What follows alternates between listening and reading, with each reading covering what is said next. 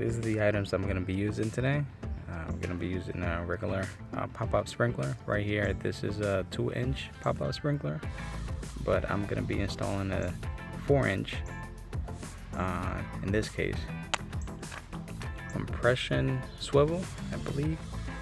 Basic connect irrigation tubing for the sprinklers to your garden hose, and yeah, that makes it really useful for what I'm about to do, because I'm not gonna install like a no professional system here. So this I'm able to just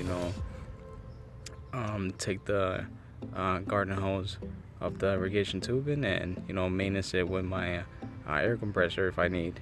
So yeah, it's pretty simple, easy to use. Then I'm gonna be using I believe this is a 1-inch bar for the sprinkler, which connects on here. Then you connect your irrigation tubing to it,